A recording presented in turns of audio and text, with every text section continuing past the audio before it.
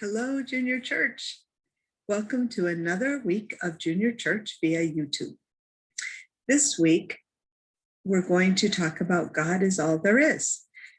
I think I told you a couple weeks ago that we were going to focus on our 4 principles for the next several weeks and spend a couple weeks on each one.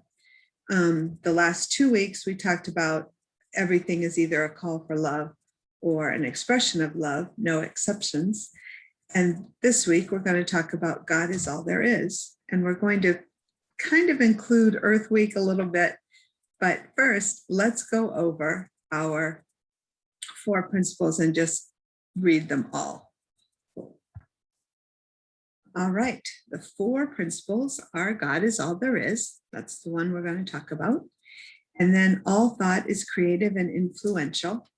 And that one I think we'll do for Mother's Day so that you can make your mother a craft or write her a poem or something that's creative and influence good all around you. But that's coming up. The next one is everything is either a call for love or an expression of love, no exceptions. And we've spent 2 weeks on that. And the last one is you are whole, perfect, and complete exactly as you are right now. So that's a wonderful promise that we will get to down the road. But today we're going to be looking at God is all there is. And to celebrate Earth Week a little bit too, we're going to look at the God in birds. I found this wonderful book that is called the Backyard Bird Book. And we're just going to look at the beauty and some of the habits and the sizes of some birds that you could probably find in your backyard. So let's go look at those. All right, the book that we're going to talk about is called My Backyard Bird Book.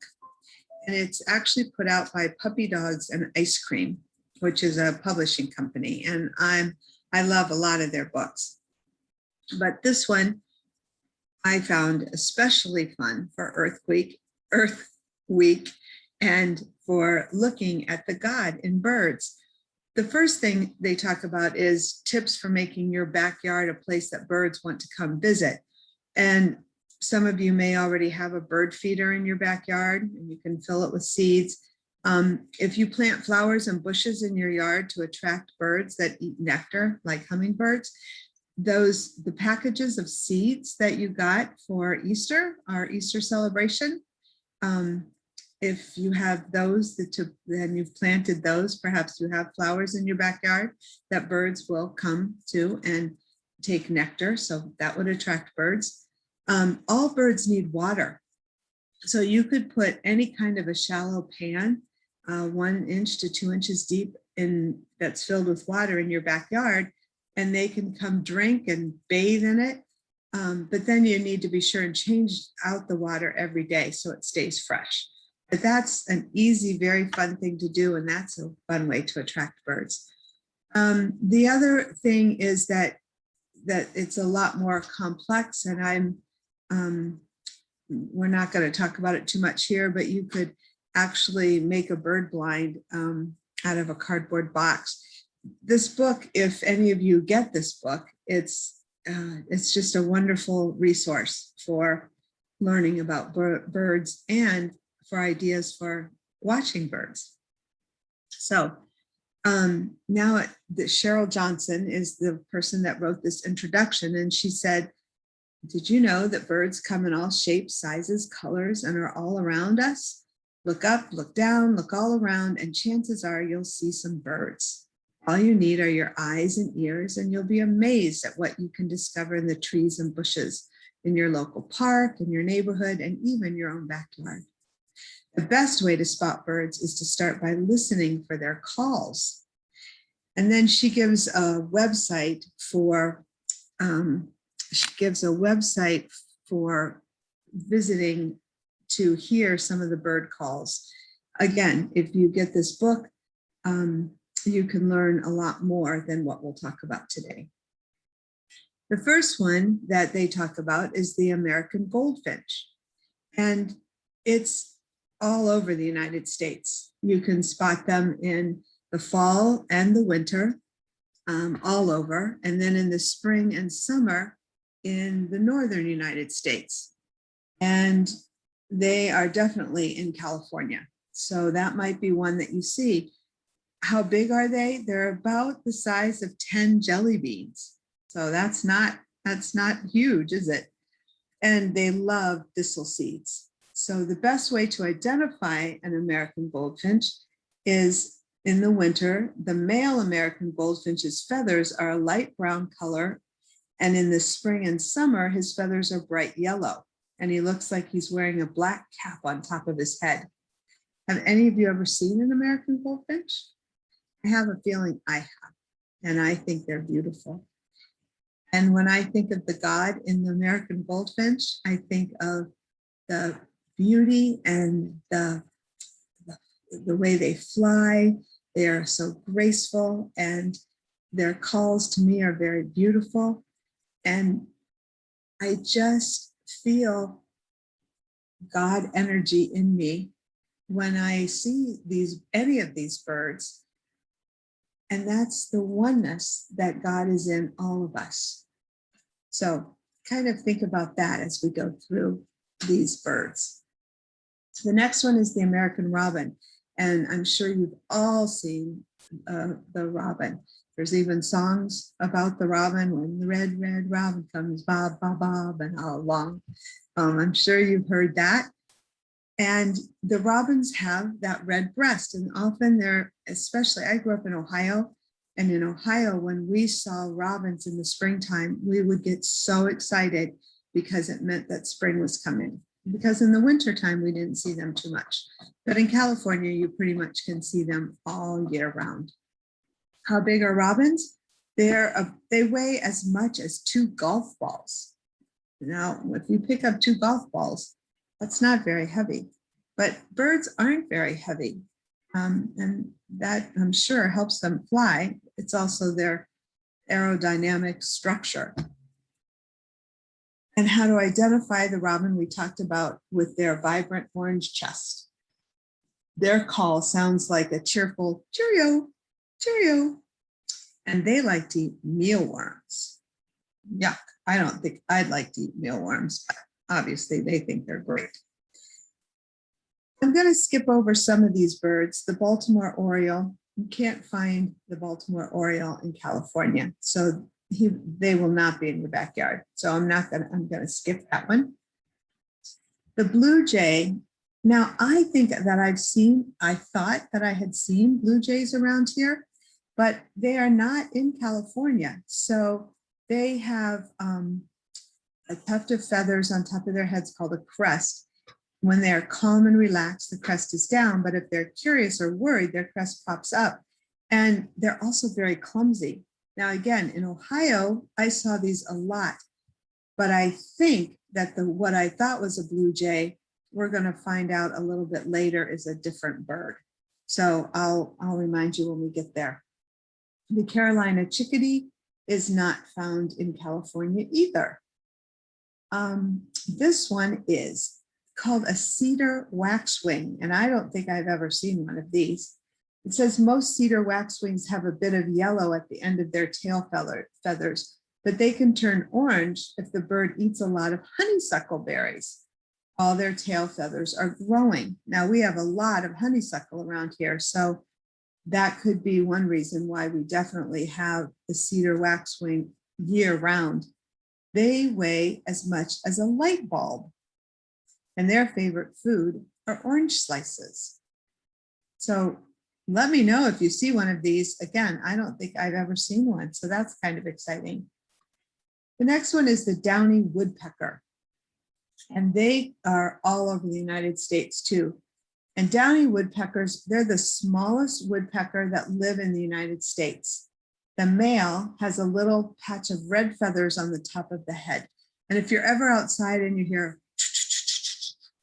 I don't do it very well, but it's more like a tap, tap, tap.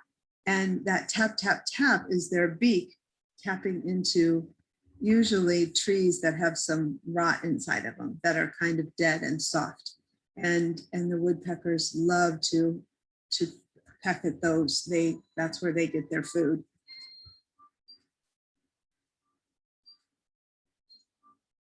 They are 6 inches tall. So they're bigger than these other birds that we've been talking about.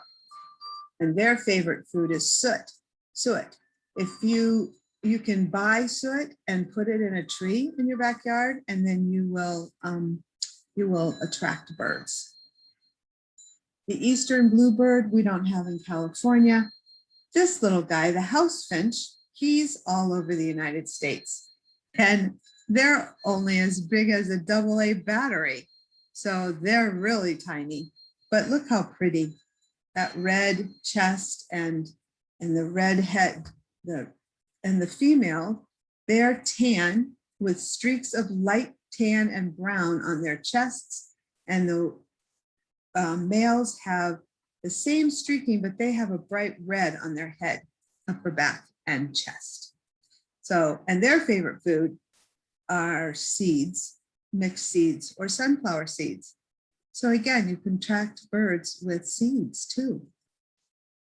The next one is the house sparrow, and they are all over the United States. They're about the size of a light bulb as well, and their favorite food is mixed seeds. They're bigger and chunkier than other sparrows. House sparrows have multicolored brown feathers on their backs and gray chests.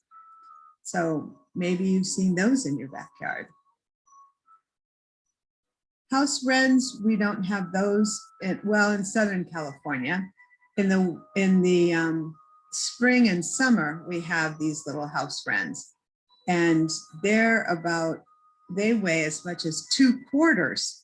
So if you put 2 quarters in your hand, that's how much they would weigh. Their favorite food is mixed seeds as well. And I've definitely seen house wrens. Have you?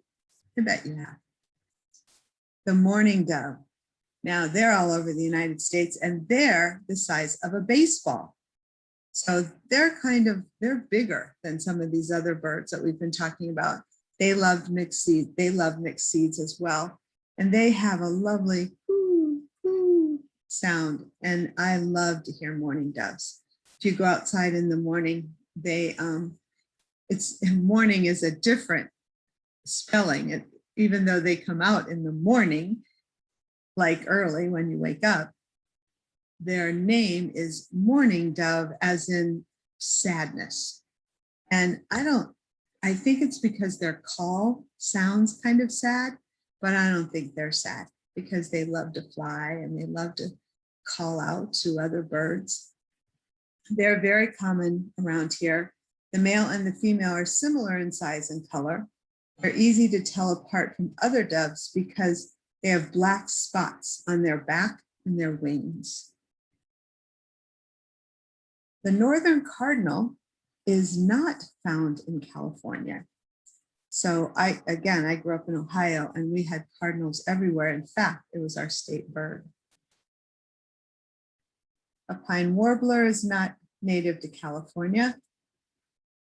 Hummingbirds are native to California, but not the ruby-throated one.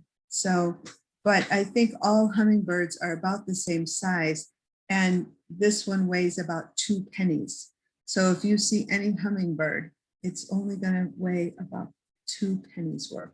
And their favorite food are flower. Their favorite food is flower nectar, the nectar found in flowers and in blossoms on trees. They also eat insects. And I'm sure many of you have hummingbird feeders or have seen hummingbirds. I love them. You know, they're funny because technically they should not even be able to do what they do, the way they hover, and but they do it. And again, I think that's the God within them that just allows them to fly and do exactly what they need to do. The tufted titmouse is not in California. This is the one I was telling you about, the white-breasted nuthatch. I think that's what I thought was a blue jay that I've seen in California, because the white-breasted nuthatch is definitely found in California. You can see that right there.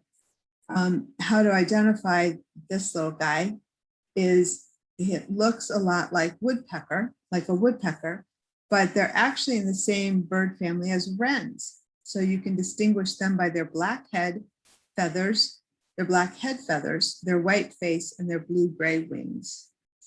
And they're about the size of a AA battery, and their favorite food is sunflower seeds. So, and then, you know what someone that studies birds is called? They're called an ornithologist. And that's a big word that you can see on the screen.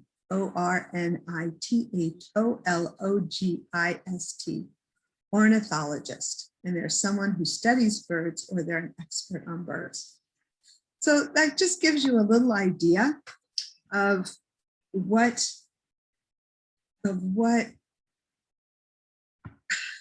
we can see, how we can see God around us.